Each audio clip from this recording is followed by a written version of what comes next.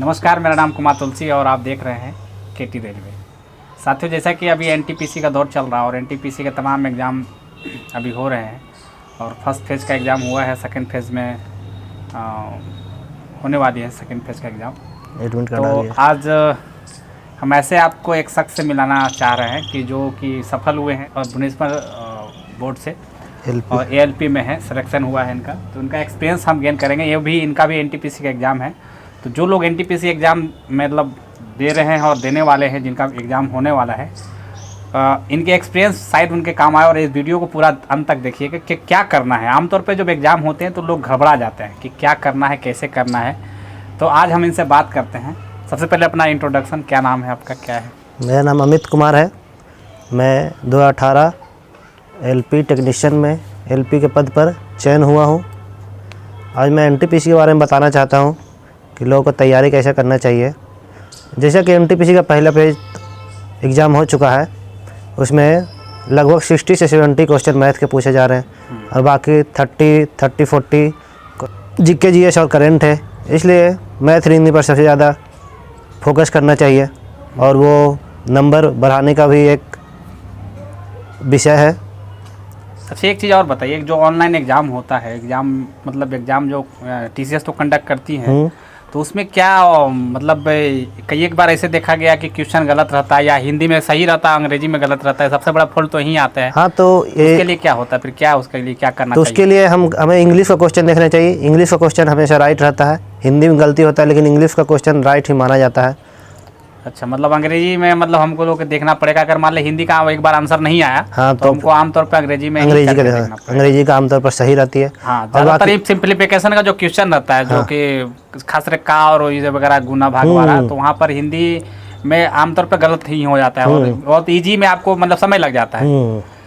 दूसरी बात है कि मैथ जब बता रहे हैं 60 क्वेश्चन, अगर 50 से 60 क्वेश्चन आते हैं, अभी एनटीपीसी में आ भी रहे हैं, जैसे कुछ लड़के का आया है, तो उसके लिए क्या करना, कैसे तैयारी करना चाहिए, गणित कैसे पढ़ना चाहिए, क्या करना चाहिए? मैथ रीजनिंग तो हमेशा डेली कंटिन्यू पढ़ाई करना चाहिए, उस पर फोकस बनाना चाहिए। हर चैप्टर बाय चैप्टर डेली करना चाहिए और रिवीजन भी करना चाहिए, जिससे मैथ मजबूत हो जाएगा, रीजनिंग भी मजबूत है। प्रैक्टिस ही सब कुछ करा सकता है। और ये कुछ लड़के बताते हैं कि बहुत ज़्यादा समय लगता है, टाइम टेकिंग लगता है, क्या है? समय ज़्यादा लगने का कारण है कि प्रैक्टिस की कमी है। प्रैक्टिस अगर अधिक करेंगे तो समय उनका मेकअप हो जाएगा। इसलिए तो समय का तो एक ही है दो जरिया कि उसको टीचिंग करते रहिए, और कुछ नहीं बता सकते हम इसके बारे में। जीके का क्या है, जीके कैसे पूछ रहे हैं, क्या है मतलब जीके में क्या पढ़ना चाहिए लोगों को कि कम समय में, मतलब अभी जो 15-20 दिन है, 1 महीना है, उसमें तैयारी कर ले? जीके तो अभी स्टैटिक जीके 1 लाइनर पढ़ना चाहिए अभी के लिए, मतलब क्वेश्चन बैंक। हाँ, बस प्री या फिर मोबाइल से ऑनलाइन भी पढ़ सकते हैं, ऑफलाइन भी स्टैटिक जीके की तरफ 1 लाइनर पढ़ सकते हैं। अभी तो डीपली पढ़ने का अब समय भी नहीं रहा है, इसलिए 1 लाइनर और फिर करेंट का थोड़ा पिछले 19 और 20 का रिवीजन कर लें। करेंट 19 और 20 का? हाँ, 19 और 20 का। अच्छा। गणित पे कई एक लोग बोलते हैं कि 50-60 क्वेश्चन पूछ रहे हैं, तो गणित क्या सभी क्वेश्चन टफ ही आते हैं कि किस टाइप से आप पास किए हैं? सब क्वेश्चन तो टफ नहीं होते हैं, मात्र उसमें 10 क्वेश्चन टफ होंगे, बाकी मीडियम होंगे और तो लो भी होते हैं। हाँ। तो लो मीडियम सभी लोग कर लेते हैं। जो टफ होते हैं 10 क्वेश्चन, उसके लिए थोड़ा जो अच्छे स्टूडेंट होता है वो क्वालिफाई कर जाते हैं। 10 क्वेश्चन ही खेल बदल देता है। और वही हम देखें कि वही 10 क्वेश्चन लोगों को बाहर भी कर देता है कि एक बार ऐसे हो जाते हैं कि हम 90 क्वेश्चन अटेंड कर पाए, 80 क्वेश्चन अटेंड कर पाए, बाद में हम चढ़ ही नहीं पाए, बाद में हम अटेंड नहीं कर पाए, तो वही 10 क्वेश्चन समय भी ले लेता है और बनता भी नहीं है। तो ऐसे कुछ सलाह अगर है, मेरा अपना पर्सनल ओपिनियन है कि कुछ बच्चों को इसे छोड़ के चलना चाहिए। यदि आपको लग रहा है कि क्वेश्चन हमको समय लग रहा है तो उसको बाद में देख लें। रिव्यू का तो एक ऑप्शन आता है ना ऑनलाइन एग्जाम में, एकदम आता है, तो उसको आप रिव्यू करके बाद में देख लेंगे। आप पहले बढ़ते जाएँ। सबसे इजी कारण है कि जितना हम कोशिश करेंगे कि इस वीडियो के माध्यम से आपको जानकारी मिल जाए, खासकर एनटीपीसी का एक्सपीरियंस गेन कर ले कि जैसा कि इनका सिलेक्शन हो चुका है भुवनेश्वर बोर्ड में, एएलपी में, है ना, और ज्वाइन करने वाले हैं। वहाँ भी थोड़ा प्रोसेस लेट हो गया था कोरोना के चलते, तो ज्वाइन नहीं कर पाए हैं। तो हम चाह रहे थे कि आपके एक ऐसे साथी से मुलाकात हो जाए आपकी, जो कि इस चीज़ को अच्छे से समझते हैं और खास करके एनटीपीसी एग्ज़ाम के लिए भी इनका भी एग्ज़ाम है, लेकिन अभी डेट क्लियर नहीं हुआ है। तो 3rd या 4th फेज में काफ़ी अच्छी तैयारी है इनकी।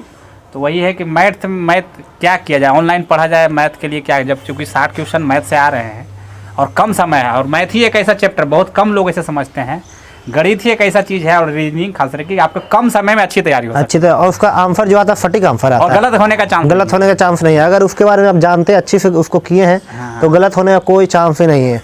जीएस में आप फंसते हैं, ऑप्शन देके फंसा देते हैं, लेकिन ये इसमें आपका आंसर सटीक आएगा, और सटीक आंसर मतलब कि 1 नंबर कन्फर्म है आपका। ज्यादातर क्वेश्चन किस चैप्टर से पूछे जा रहे हैं? ज़्यादातर अभी तो वही boat and steam, time and work, train, simplification, यही सब क्वेश्चन पूछे जा रहे हैं। चक्रवृद्धि ब्याज, हाँ, एसआई, एससीआई, तो चैप्टर के जो सिलेबस में दिया उससे सब तो 2-2 अभी क्वेश्चन। जो फर्स्ट पेज का एग्जाम हो रहा है उसको आप देख रहे सबसे हो? ज़्यादा आप ट्रिगोनोमेट्री पर भी ध्यान देना पड़ेगा, एडवांस में। एडवांस मैथ में। अच्छा, ट्रिगोनोमेट्री से 3 क्वेश्चन, 4 क्वेश्चन, कथन निष्कर्ष रीजनिंग में 5 क्वेश्चन पूछ दे रहे हैं। फिलोलॉजी में जिसको बोलते हैं। हाँ, 5 क्वेश्चन पूछ दिए जा रहे हैं, तो उस पर भी लोगों को ध्यान देना चाहिए। कथन निष्कर्ष को आप अगर अच्छी तरह से जानते हैं तो उसको करना चाहिए, ना तो फिर उसको छोड़ के ही ना तो फिर वो नेगेटिव चला जाता है। हाँ, अगर जानते हैं तो बनाए, और नहीं जानते तो उसको छोड़ दिया जाए, क्योंकि उसमें हमेशा जो है संभावना पर आधार, संभावना पर आता है, और उसको करंट पर लिया जाता है कि अभी क्या हो रहा है, उसी के थ्रू सोचा जाता है। सही बात है। अगर आपने आपके थोड़ा सा लग रहा है कि गलत हमसे हो रहा है तो आप छोड़ दिया जाए। नेगेटिव लेने से कोई फायदा नहीं है, इसमें नॉर्मलाइजेशन का सिस्टम है, इसलिए कम नेगेटिव रहेगा तो नॉर्मलाइजेशन में नंबर बढ़ सकते हैं, और 60 से 70 नंबर बहुत है। अच्छा, अंत में यही पूछना चाहते हैं कि अभी जो एग्जाम कटअप क्या है, मतलब रहना, कितने लड़के अगर बना लेते हैं, कितने नंबर तक बना लेते हैं तो उनका कटअप प्राथमिक में हो जाए? 60 से 70 नंबर पीटी के लिए एनफ है। अच्छा, कुछ बच्चे पिछले एग्जाम में जो गलती किए थे कि, और आमतौर पर एग्जाम में बच्चे गलती करते हैं कि उनको 60 क्वेश्चन लगता है बनाते हैं, या 70 क्वेश्चन उनको कॉन्फिडेंट लेवल से बनाते हैं। अच्छा। फिर उनके बाद उनको लगता है इसमें नहीं होगा तो 10-15 क्वेश्चन तुक्का लगा देते हैं, तो एक डेंजर होता है उनके लिए। एकदम होता है, उन्हें लगता है कि अब 60-70 क्वेश्चन बहुत है, नहीं है बहुत, इसलिए वो आगे तुक्का लगाते हैं, तो वही मैक्सिमम नेगेटिव चला जाता है, इसलिए उनका रिजल्ट फिर नहीं हो पाता है। इसलिए अगर 60-70 आप कॉन्फिडेंट के साथ मार रहे हैं तो फिर उतना ही मारिए, आपका चयन हो जाएगा, सिलेक्शन हो जाएगा। अच्छा, चलिए, मतलब आप जो क्वेश्चन है कम से कम, मतलब जितना आपको कॉन्फिडेंट है, यानी कि आप जितना अच्छे से बनाए, जिनको जानकारी है, 60 अगर बना के आ रहे हैं वहीं छोड़ दिए, 60 से 65 बहुत है। अब एक्स्ट्रा मारने से आपका नेगेटिव आएगा, और नेगेटिव से फिर आप नॉर्मलाइजेशन के माध्यम से आपका, आप जितना कम नेगेटिव लीजिएगा नॉर्मलाइजेशन के बाद उतना बढ़ेगा नंबर, क्योंकि वहाँ पर जाँच होता है। चलिए, अच्छा लगा आपसे बात करके, बहुत बहुत धन्यवाद आपका। KT रेलवे को आपने सब्सक्राइब नहीं किया तो सब्सक्राइब कर लें, और इसी प्रकार से और कुछ एक्सपीरियंस किन्हीं का होगा और आपके लिए लाभदायक होगा रेलवे संबंधित न्यूज़, तो आपके लिए हम बहुत बहुत धन्यवाद। जय हिंद।